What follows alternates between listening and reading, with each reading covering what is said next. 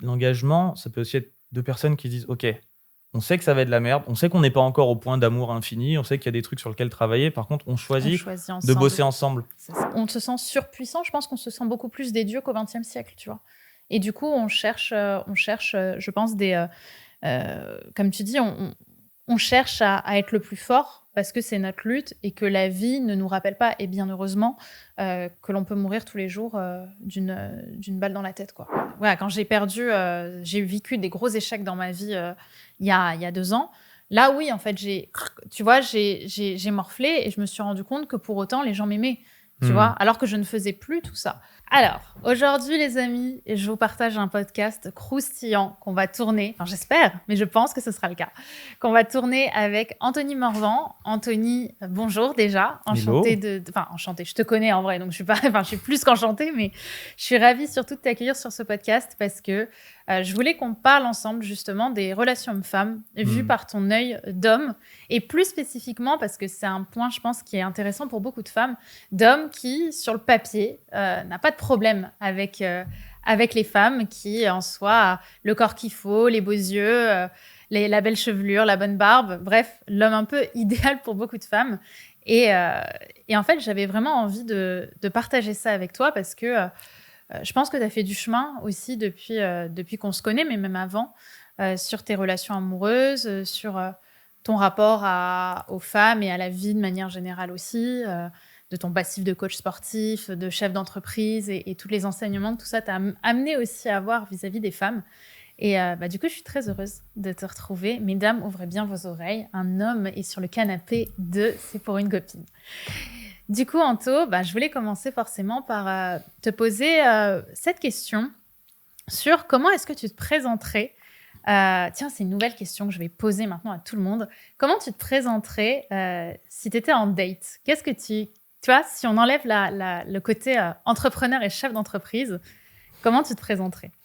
C'est une bonne question. Ça fait un petit moment Commence que j'ai avec des pas sujets croustillants. ça fait un petit moment que j'ai pas daté. Du coup, je sais pas si je le ferais comme je le faisais à l'époque. Tu vois, ça fait un peu plus d'1 an que j'ai pas fait date, même si je les ai enchaînés à un moment.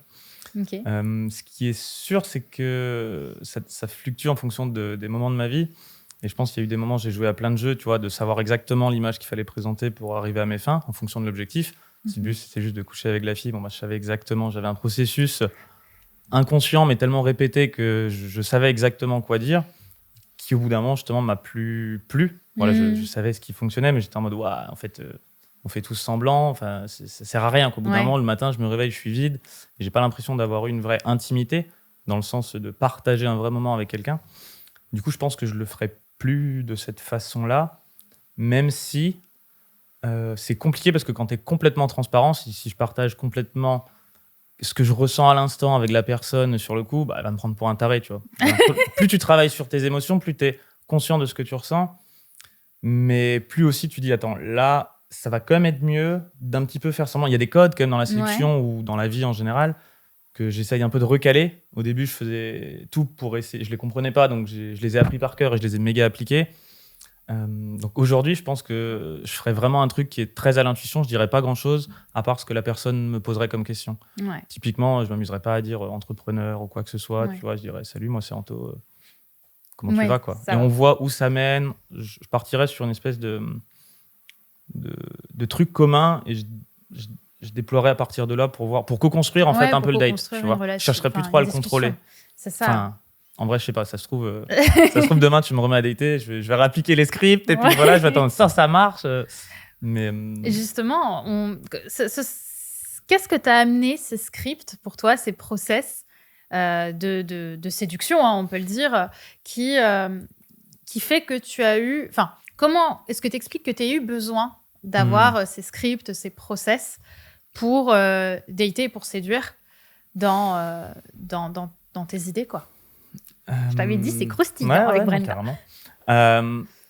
Alors déjà, c'est pas forcément des process que j'ai appris ou appliqués de quelqu'un d'autre. Tu vois, c'est des choses que moi j'ai développées au fur et à mesure. Ah, ça marche, ça marche pas. Et donc je continue un peu comme n'importe quel bébé qui apprend à marcher.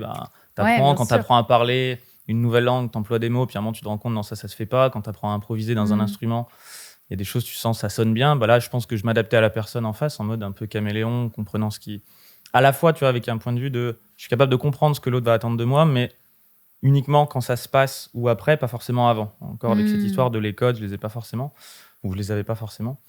Et pourquoi j'en ai besoin? Parce que je galérais grave. C'est marrant quand tu m'as présenté en mode le mec, il est beau, il est machin, il est musclé. Mais c'est pour ça que j'en parle. Je pense que ça se joue vachement déjà dans la tête. Aujourd'hui, peut-être que je peux représenter un certain idéal pour certaines personnes. À l'époque, déjà, c'était pas le cas. J'ai quand même construit mon identité sur une grosse partie de pas être comme ça, d'être plutôt petit, un peu gros, plutôt bon à l'école, mais pas forcément en ayant un sentiment d'inadéquation par rapport au milieu. Du coup, zéro confiance en moi, qui peut toujours se remanifester à différents moments.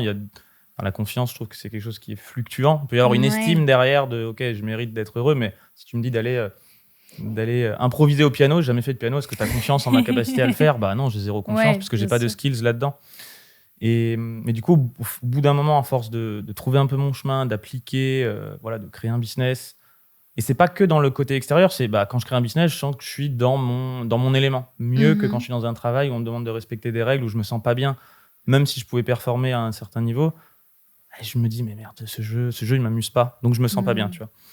Donc, je pense que c'est un peu tout ça où, à un moment, j'ai commencé à essayer de m'affranchir de certains carcans et en même temps, de me dire, oui, mais je veux atteindre certains objectifs, rencontrer des filles. Et puis même, je parle souvent dans mes podcasts de spirale dynamique. Tu vois, il y a différents niveaux avec lesquels on va faire des choses. Tu peux le faire depuis un besoin de pouvoir, un besoin de respect des règles, un besoin de performance, un besoin de respect des émotions ou un besoin un peu plus intégral de participer à la vie, tu vois, dans la coémergence de l'instant.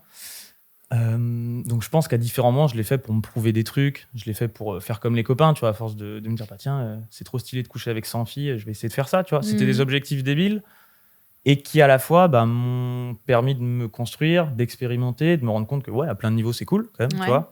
À d'autres, c'était pas la réponse que j'attendais derrière. Je me rends compte que continuer sur la même voie, ça va pas m'apporter ce que je recherche. Du coup, je pense que ça a fait partie du chemin. Et aujourd'hui, j'expérimente d'autres choses en relation, d'essayer justement d'être intègre, de communiquer, de mettre sur le tapis les sujets qui dérangent, qui grattent. Tu vois, le truc qui te fait que tu dis, putain, mais je serais tellement mieux tout seul qu'en couple à ce moment-là, mais de me dire, ok, donc ça veut dire que le chemin aujourd'hui, c'est d'apprendre à traverser ça plutôt que d'aller recommencer depuis le début et de choisir un peu la facilité à certains niveaux, quoi. C'est vrai que je trouve qu'on peut à tellement de façons dans le couple aller à la facilité, notamment chez les entrepreneurs. J'aime bien dans ces podcasts-là connecter aussi à toutes les personnes qui ont des projets de faire, en fait, d'action. Et je trouve que c'est vrai que pour moi, le faire, F-A-I-R-E, encore une fois, c'est un faire facilitant. Tu vois, c'est un faire de la zone de confort. C'est-à-dire que même, tu vois, par exemple, coucher avec 100 filles, c'est un process qui, en soi, peut être atteignable assez, je dirais pas facilement, mais de manière assez processisée, en fait. Tu vois, c'est-à-dire ok, tu sais que tu as ce projet et qu'en fait, il suffit que tu couches avec 100 fois une fille ou une fois 100 filles, hein, selon les performances de chacun et chacune. Je veux dire, dans l'idée, tu sais la mécanique qui va te permettre d'atteindre cet objectif. Et je trouve que chez les entrepreneurs et entrepreneuses, c'est quelque chose qu'on sait faire très bien, mais que ça devient beaucoup plus difficile quand on doit dealer avec la sensibilité, avec la communication, avec la discussion, avec les émotions. Et du coup, je serais assez curieuse de savoir où t'en es, toi, aujourd'hui, par rapport à ça, par rapport aux relations, par rapport aussi à ton passé. Tu as eu plein de montagnes russes ces dernières années. Qu'est-ce que t'en retiens de tout ça, et notamment dans tes relations? On n'a pas beaucoup de temps et je sais que je pourrais partir dans plein de tangentes avec tout ce que tu viens de dire. Pire, on fera 2 épisodes. J'en retiens que à chaque fois c'est des remises en question, qu'il n'y a pas de certitude, qu'en tant qu'être humain j'ai besoin, je pense, à des moments j'ai senti le besoin de me raccrocher à des choses, tu vois, une certaine stabilité ou immuabilité des choses. Genre, si tu es capable de faire quelque chose et que tu continues à le faire, c'est cool, tu es dans ta zone de confort. Ne pas vouloir que les choses bougent aussi, ça fait du bien, mais en fait, on n'est pas comme ça. Moi, le premier, à mon grand dam, il y a des moments, je change, je commence à avoir des envies qui changent, et je suis le premier à en souffrir, à des moments de me dire, merde, en fait, ça me correspondait, voilà tout ce que j'ai voulu créer. Et en fait, aujourd'hui, je veux plus de ça, ou plus sous cette forme, et soit je le fais évoluer, soit je l'accepte, soit je le quitte, au bout d'un moment. Et ça marche avec un projet entrepreneurial, parce que là, je sais que tu faisais allusion un peu à ça. Oui, Ça fait aussi notamment, partie d'une relation. Oui. C'est une chose de rentrer en relation, de commencer une relation. Tu peux faire le parallèle avec commencer un projet. C'en est une autre de rester dedans, de la nourrir, d'affronter les épreuves, parce que toute relation, à un moment, ça va comporter des zones où c'est le bordel, ça gratte, tu as envie d'abandonner, comme un projet entrepreneurial. Ouais. Mais il y a aussi des moments où, quand tu fais tout ce qu'il faut pour essayer de développer la relation, je considère, et je pense qu'on est d'accord sur cet axiome, que les autres sont un reflet de nous-mêmes. Pas forcément dans le sens un peu basique dev perso c'est un miroir, mais peu importe, le réel qu'il y a à l'extérieur, il est infini, mais toi tu le vois à travers ta propre subjectivité. Donc ce que tu vas voir chez l'autre, c'est quelque chose qui est déjà présent en toi, que ce soit sur les côtés positifs ou négatifs. Et dans ta relation avec l'autre, de toute façon, tu vas activer ces choses-là parce que c'est ce que tu vas voir, c'est ce sur quoi tu vas venir pointer. Il y a des zones de l'autre personne. Si tu n'es pas capable de les voir chez toi ou dans le réel, tu les verras pas chez l'autre personne, même si elles existent potentiellement. L'autre personne, elle est à la fois incroyable et à la fois complètement pourrie. Mais toi, tu vas juste voir ces parties qui résonnent un peu avec les tiennes. Ça. Et dans un projet, c'est un peu pareil. Et pour moi, un projet entrepreneurial, c'est aussi des gens. Donc je dirais qu'en résumé de mon chemin et de mes apprentissages du moment, c'est que dans ma vie, j'ai envie de faire des trucs. Et je dis vraiment grossièrement ce mot-là, je vais faire des trucs qui m'inspirent, qui ont quand même du sens pour atteindre des objectifs, aussi arbitraires soient-ils. Il y a des moments, là, je suis en train d'essayer de me reconstruire des objectifs en me disant, en fait, je sais que ma vie ne va pas changer si j'atteins cet objectif-là, mais c'est un prétexte pour aller vers un chemin et rencontrer d'autres personnes qui vont se dire eux aussi, moi, ton objectif, il m'intéresse, et puis on va vivre un truc, une aventure humaine ensemble. Et là, va se développer quelque chose. Moi, je vais grandir avec ce que je vais apprendre de ces personnes-là, de eux aussi, et on va vivre au final une belle aventure. Et ce qui va en rester, c'est ça le plus important. Ça me fait penser à cette citation d'un petit encart que j'aime beaucoup, où c'est petit dragon et gros panda qui marchent ensemble. Et il y en a un qui lui dit, je crois que c'est le panda qui lui dit, mais alors, petit dragon, c'est quoi qui est le plus important, le chemin ou l'objectif? Que tu vois, tu as un peu ce truc-là quand tu commences à t'éveiller au dev perso, c'est je veux atteindre des objectifs, on va dire non, mais en fait, ce qui compte, c'est le chemin, ce que tu vas apprendre sur le chemin. Et là, petit dragon, il lui dit, c'est les gens que tu croises sur le chemin qui sont importants. Qu'en fait, l'objectif, c'est un truc qui te fait parcourir un chemin, et sur ce chemin, tu rencontres des gens. Et du coup, et ces gens-là te mettent en lumière des facettes de toi. Donc, il y a ça aujourd'hui qui est vraiment important pour moi. Et c'est facile à dire, ça fait genre mec super réveillé, mais je galère comme tout le monde au quotidien, je suis vénère, ces gens-là me frustrent. Ça prend du temps de respirer, de faire une pause et de me dire attends, qu'est-ce qui se passe là ? Qu'est-ce qui est en train de se jouer ? Ok, c'est quoi mes choix aujourd'hui ? Est-ce que j'abandonne ? Est-ce que je persévère comme un débile sans prendre en compte le point de vue de l'autre ? Est-ce que j'essaye de prendre justement en compte le point de vue de l'autre ? Mais au bout d'un moment, il y a aussi le choix qui peut parfois être dur, celui de en fait, cette relation, je suis arrivé au bout et je dois l'arrêter aussi. Ça ne doit pas non plus devenir, tu vois, un axiome de si je travaille sur moi, je dois rester dans une relation, même si elle est toxique pour les deux personnes. Non, au bout d'un moment, le choix du courage, c'est d'abandonner. C'est ça, c'est sortir de la lutte. C'est sortir de la lutte qui nous rend vivants. Et tu vois, par rapport à la citation que tu me donnais sur Petit Dragon et Petit Panda, ce qui est extrêmement mignon au passage. J'adore aussi. Je vois trop ces petits dragons et ces petits pandas qui marchent. Je pense qu'en fait, la destination, c'est pour tous la même, c'est la mort. Et qu'en fait, le voyage, c'est la vie. Et que, en fait, c'est parce que, d'un côté, la mort existe que la vie a un sens. Ça, pour moi, c'est évident. Mais du coup, qu'on vit trop dans cette lutte envers l'autre, comme si notre vie était infinie, tu vois. Comme si, au final, il y avait jamais de fin, il y avait jamais de suite, et qu'on pouvait s'autoriser toute notre existence infinie à lutter parce qu'on a un temps qui est éternel et qui nous permettrait de s'arrêter de lutter à un moment. Sauf qu'en réalité, je pense qu'au contraire, comme tu dis, c'est les rencontres que tu fais et les décisions que tu prends qui donnent à ta vie un sens, et notamment dans tes relations amoureuses. Parce que je pense que moi, dans mon cas, pour parler de ma vie, j'ai lutté pendant très longtemps pour sauver une relation qui n'était pas... Je pourrais pas dire qu'elle n'était pas sauvable, parce qu'en vrai, on n'en sait rien, mais en tout cas, qui n'avait pas le sens que je voulais qu'elle ait, et qu'il voulait aussi qu'elle ait.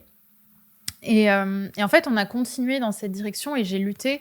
Et en fait, à chaque fois qu'il faisait quelque chose pour me faire plaisir, par exemple, ou que moi, je faisais quelque chose pour lui faire plaisir, ça partait en clash parce que c'était jamais assez. Parce qu'en fait, dès qu'on était heureuse ou heureux, il fallait qu'on remette cette lutte au milieu parce qu'en fait, c'était pas fait pour marcher. Tu vois, de cette manière, on était tous les deux blessés.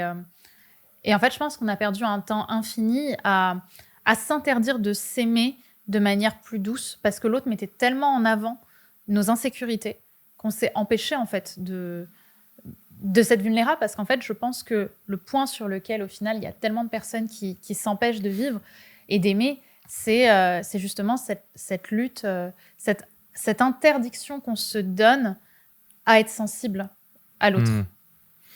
Je sais pas si ça te parle. Si, carrément. C'est en ça. Enfin, il y a plein de choses qui me viennent, mais c'est en ça aussi que c'est un vrai chemin personnel. Tu vois, tu vas rencontrer quelqu'un qui va globalement résonner avec ton niveau de conscience. Et un jour, c'était Paul Pironnet qui m'a dit cette phrase. Il me dit on se rencontre et on se sépare pour des valeurs. Ouais. Et la valeur étant soit au sens de la spirale dynamique, soit au sens de ton niveau de conscience. Tu changes, tu évolues. Et à un moment, si y en a un, ces valeurs, c'est là, et toi, t'es là. Il y a un petit espace au milieu sur lequel on peut se recouper. Mais si au fur et à mesure, comme disent les Américains, to grow apart, j'aime beaucoup ça, c'est on a grandi. Éloigné, quoi. Tu vois, c'est genre, tu grandis pas ensemble, chacun grandit. Tu vois, il y en a pas un qui devient trop stylé et l'autre qui bouge pas. C'est genre chacun grandit, mais dans des directions différentes. Et il y a plus vraiment de recoupement. C'est là où à un moment le choix se fait. Qu'est-ce qui est important? Est-ce que mes valeurs, en fait, je suis en train de me tromper dessus et je pense avoir grandi là, alors qu'en fait non, c'est un peu par là et c'est une remise en question. Ou alors est-ce que faut juste admettre qu'en fait ça marche pas, que ça va être méga galère, parce qu'une vraie rupture, quand il y a eu des liens, ça fait mal, c'est violent, c'est parmi les trucs les plus durs de la vie, c'est un putain de deuil, t'en chies sévère, enfin pour mon cas en tout cas, c'est méga dur. De toute façon, si t'en chies pas, c'est que soit le deuil a été fait avant, soit il y avait pas vraiment d'amour, il y avait plus de la cohabitation. Encore que je sais pas, pour moi, tu peux avoir un méga deuil quand il y a que de la dépendance affective aussi, parce que justement, tu venais combler quelque chose en toi qui n'était pas de l'amour, qui était juste, tu avais pris quelqu'un d'autre et tu lui as dit, tiens, complète-moi, rends-moi heureux. Et du coup, quand ce truc-là t'es arraché, moi, j'appelle ça là, t'es encore plus en galère. Donc, je pense qu'il peut y avoir deuil même sans amour, mais c'est pas un deuil. C'est pas un deuil pour l'autre, pour moi, c'est un deuil de soi. Enfin, exactement, c'est un bout de toi qui t'est arraché. Et je pense qu'on chemine toujours comme ça. J'y crois plus au mythe de l'indépendance affective. Aujourd'hui, je crois plus à t'as la dépendance affective. Ensuite, l'indépendance affective, tu dis c'est bon, plus jamais, je m'en fous des gens, je maîtrise. Puis après, tu te rends compte, il y a l'interdépendance. La codépendance. Moi, c'est vrai que je pense au contraire que la dépendance affective, c'est quelque chose de très sain à partir du moment. Et j'ai fait une vidéo là-dessus, un podcast qui va sortir ou qui est sorti sur justement ce sujet du fait qu'on s'imagine que la dépendance affective, c'est... l'anti-dépendance affective, c'est sortir du « il faut que je sois acquise ». Mais comme je le dis souvent, au contraire, il faut, je pense, à un moment dans une relation, au bout d'1 an, 2 ans, il faut être en sécurité affective. Heureusement que d'une certaine manière, on est acquis l'un à l'autre et qu'on s'endort sur nos 2 oreilles quand la personne n'est pas à côté de nous, tu vois. Je pense que c'est hyper important et qu'en fait, cette dépendance affective est saine à partir du moment où elle est construite sur du réel. Et c'est là-dessus, en fait, que je vois une grande différence avec les relations de dépendance affective plus insécuritaires, si je puis dire, plus toxiques, mais j'aime pas ce mot, qui est en fait que dans la dépendance affective saine, pour moi, il y a du réel. En fait, il y a du réel qui vient justifier, il y a des moments ensemble, il y a du contact. J'entends par contact, du contact, on peut se toucher, mais vraiment être dans une même pièce, se supporter, se vivre dans une même pièce avec le temps.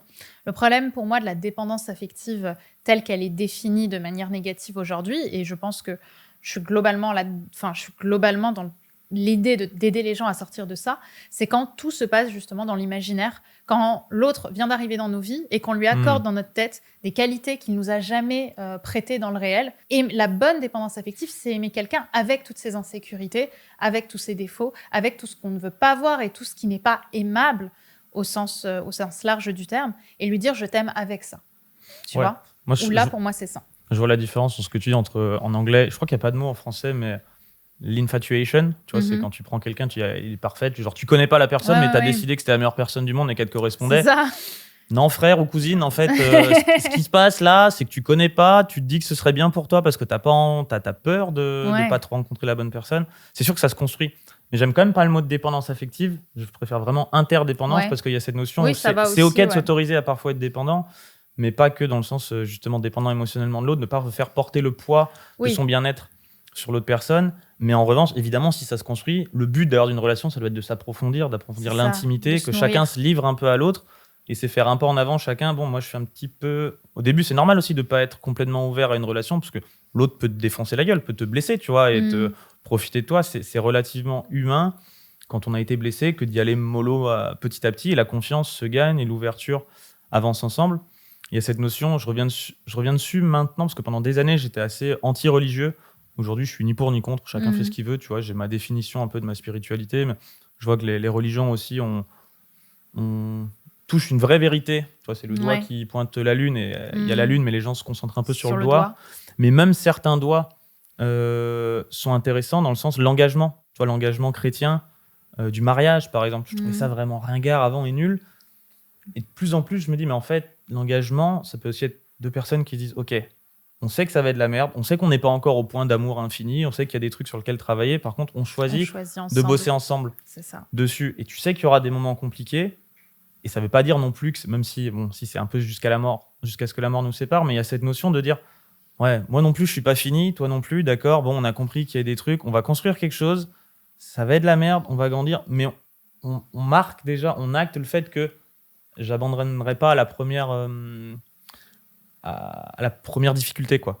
Et je suis pas encore prêt, tu vois, à me marier ou quoi que ce soit, mais c'est quelque chose avant qui me semblait archi débile et je comprenais pas. J'étais là, non, ouais, c'est bon, si t'as envie d'être avec quelqu'un, t'es avec quelqu'un. Mais en fait, dans le fond, ça cachait une peur de non, mais un engagement quand même. Un engagement, ça veut dire pas potentiellement de porte de sortie, ou en tout cas, je choisis pas de prendre la porte de sortie à la première difficulté venue. C'est un peu pour moi, c'est un peu devenir un homme aussi et sortir du mode adolescent. L'adolescent, c'est celui qui veut garder toutes ses options ouvertes. C'est ça. Et l'homme, c'est celui qui dit à un moment, bah ok, le réel, il est infini. Des femmes, il y en a X milliards. J'en choisis une, et puis on y va, quoi. Tu vois. Et je trouve ça de plus en plus inspirant, quelque part. Tu vois. Après, il ne faut pas non plus le prendre pour argent comptant, dire ok, je prends la première venue, et puis on y va. Allez, menottes. Ou prendre la mauvaise personne qui ne te correspond pas et tout. Mais donc, en ce sens-là, je pense qu'on peut construire une dépendance, mais plutôt qu'une dépendance, j'appellerais ça un engagement commun, moi, je parle avec des libertés, tu vois. Mais on s'engage sur le fait que, attends, il y a des règles à respecter et qu'on va bosser ensemble pour faire en sorte que ça fonctionne. Chose que les anciens faisaient vachement bien, tu vois, les vieux. Même s'il y avait moins d'ego, en fait, je pense aussi. Enfin, l'ego n'avait pas la place qu'il a aujourd'hui sur la lutte pour être au plus fort, en fait. Tu vois, avant, en fait, on avait, notamment au XXe siècle, on avait des guerres qui, de manière générale, nous ramenaient à notre humanité et à notre finitude, en fait. On pouvait pas lutter, tu vois. On pouvait pas lutter contre la mort, on pouvait Alors pas qu'aujourd'hui, il y a le marketing qui te promet tout et rien. Déjà, et puis surtout, on se sent surpuissant. Je pense qu'on se sent beaucoup plus des dieux qu'au XXe siècle, tu vois. Et du coup, on cherche, je pense, comme tu dis, on cherche à être le plus fort parce que c'est notre lutte et que la vie ne nous rappelle pas, et bien heureusement, que l'on peut mourir tous les jours d'une balle dans la tête, quoi. Ce qui en soi est quand même plus sympa, Ça, après, c'est un vrai chemin difficile. Il y a un livre qui s'appelle The Denial of Death, donc le déni de la mort de Ernest Becker. C'est un des livres qui m'a le plus remué, je pense, parce que profondément, c'est facile à dire, tu vois, de parler de la mort, ou même Memento Mori, rappelle-toi. Il y a beaucoup de philosophie stoïque qui en parlent, même Nietzsche, il le rappelle souvent. Mais en fait, ça demande une sacrée paire de couilles ou d'ovaires, d'oser penser à sa propre mort. C'est presque comme si c'était impensable pour la majorité des gens. En dessous d'un certain niveau de développement, même Pascal, il le disait, il y a le divertissement pascalien, qui fait que tu te crées des activités juste pour faire quelque chose, parce qu'en fait, profondément réfléchir à la mort, c'est le truc le plus angoissant du monde. Et moi, pour le coup, j'ai passé 2 ans à beaucoup y réfléchir, là, et je pensais déjà, je faisais un peu le mariole avant, on parlait de philosophie. Et depuis, j'ai fait, ah ouais, non, en fait, tu sais quoi, maintenant, je veux bien ressortir de ce truc-là, je sais que c'est bien ancré, et me recréer des divertissements conscients, parce qu'en fait, c'est pas non plus intéressant d'y penser tout le temps. C'est pas, je pense que on est en phase là-dessus. Je pense que c'est important d'en avoir conscience. En fait, là où je trouve que l'amour inconditionnel se construit, c'est quand on accepte cette finitude-là, mais pour moi, on ne l'accepte pas forcément quand on a 20 ou 30 ans, on l'accepte quand on en a 80, 90, et qu'on se rapproche un petit peu plus, en fait, de l'idée de mourir. En fait, on se sent diminué et on se sent plus avoir les armes pour lutter, tu vois. Et je pense que la seule manière où j'avais remarqué qu'on avait ce même niveau de sagesse dans un couple plus jeune, j'entends donc une personne qui n'est pas aussi âgée, enfin un couple qui n'est pas aussi âgé, c'est quand l'un des deux membres a eu un accident de la vie assez grave. Tu vois, il y a eu un accident ou quelque chose en fait qui a remis la mort au milieu de la pièce. Et je trouve ça assez dingue qu'on soit d'une certaine manière obligé d'en arriver là pour enlever nos masques, pour poser un genou à terre, tu vois. Et de l'autre, je pense qu'il y a des moyens aujourd'hui d'avoir ce même type de collaboration sans aller dans des sujets aussi profonds, en créant un projet ou en sortant de sa zone de confort ensemble. Tu vois, j'ai accompagné un couple à faire une randonnée assez difficile. Je sais plus où parce que bon, c'est pas moi qui l'ai faite. Mais en tout cas, ils avaient ce projet de faire ça ensemble et ils s'engueulaient avant. Et dès qu'ils ont eu ce truc où en fait, ils n'avaient pas le choix que de continuer, ils ont pleuré, ils se sont soutenus parce que justement, il y a ce gros nuage au-dessus de la tête qui est j'en peux plus. Que justement, l'amour en fait se remet au centre. Et c'est étonnant parce qu'en fait, c'est quand tu prends conscience, pour moi, quand tu remets la mort au milieu de la pièce que l'amour peut retrouver tout son sens. Et en fait, le truc que ça vient chercher au fond, j'ai fait un reel qui a bien marché là-dessus, c'est qu'en fait, en étant dans la performance, en étant dans l'action, on pense être aimé pour ce que l'on fait et pas pour qui on est.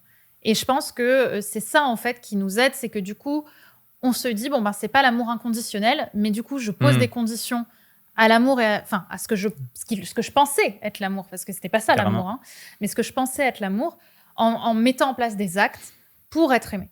Alors que quand j'ai tout perdu, quand j'ai vécu des gros échecs dans ma vie il y a 2 ans. Là, oui, en fait, j'ai morflé et je me suis rendu compte que pour autant, les gens m'aimaient, tu vois, alors que je ne faisais plus tout ça. Et je pense que c'est vrai que aussi, quand j'ai vu toutes ces luttes féministes, tous ces féminicides qui sont profondément dégueulasses et injustes, on est d'accord. Mais qu'en même temps, en fait, quand on te dit que la solution à ça, c'est d'être super dans son masculin, d'être plus forte. Moi, je pense que cette énergie yang et yin qu'on a, elles sont fabuleuses. Et moi, je mets mon yang parce que je pense que j'en ai beaucoup au service de mon entreprise, au service des décisions que je prends. Mais c'est vrai que tout le chemin pour tellement de femmes, et j'ai fait un podcast avec Chloé Bloom là-dessus, il y a tellement de femmes en fait qui sont blessées dans leur féminin, notamment aussi parce que on a l'impression qu'aujourd'hui, être aimée par les femmes, c'est être des femmes fortes, dans ce sens très viril du terme, très performant du terme, qu'on s'empêche aujourd'hui d'être aimée, d'être sensibilisée, en fait, tu vois, d'être dans cette sensibilité. Et du coup, dans notre yang, on va aussi parfois chercher presque à croquer l'autre, tu vois, à le manger, en lui disant... à travers en fait notre force qui n'est pas une force physique, qui est une force énergétique. Et la force énergétique de la femme, c'est la parole. Elle peut, tu vois, je vois parfois les schémas de ma mère et de mon père qui ne se connaissent pas du tout en développement personnel, mais ma mère, elle a une très forte énergie yang. Et du coup, comment est-ce qu'elle va attaquer mon père? Parce qu'elle va pas l'attaquer par les poings, et bien heureusement. Elle va lui dire, ah, t'as fait ça, et puis t'as fait ça. Oh, tu pouvais pas faire ça, et puis t'es comme ça, et puis ta. Et tu sais, et je vois qu'en fait, elle... Tu vois? Et ça me tend. Et ça me tend parce que... Il y a un côté persécuteur. Il y a un côté persécuteur, mais en fait, de la même manière que on peut frapper avec les poings, on peut frapper avec les mots. Et je pense qu'aujourd'hui, il y a beaucoup de femmes qui ne se rendent pas compte de la violence qu'elles émettent sur les hommes et sur les femmes aussi, avec les mots et avec la parole très dure qu'on est capable d'asséner. Et je pense que la première chose à faire pour que chacun retrouve son masculin et son féminin, c'est remettre en fait la parole et l'écoute dans la discussion, parce que c'est jamais binaire en fait, et je pense que c'est pas pour rien aussi que ton podcast s'appelle Perspective, parce que justement c'est jamais binaire et que c'est tellement facilitant pour l'humain de le mettre dans des cases noires ou blanches. Tu vois, c'est ok, toi t'es comme ça, ok, on te met dans cette case là, toi t'es comme ça, ok, donc toi t'es un pervers narcissique, on te met dans cette case là, alors que tout est tellement nuancé. Et qu'au final, les relations amoureuses sont nuancées. Et le couple, je voulais le dire tout à l'heure, c'est la plus petite communauté qui existe. Donc, on est ensemble, en fait, dans une maison et dans une relation.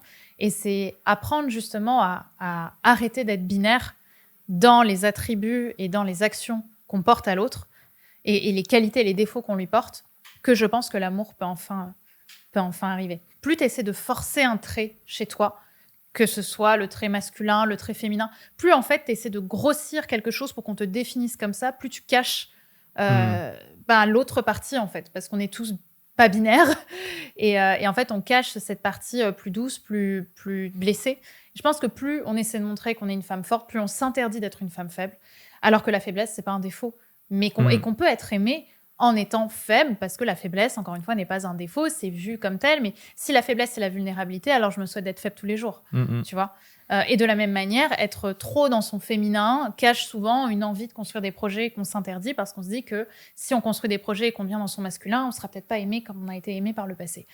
Donc, je trouve que c'est une bonne manière de conclure ce podcast aussi, de retrouver cet attrait, ce curseur, en fait, sur nos énergies et d'accepter, en fait, que l'autre soit un réflecteur de tout ça. Exactement.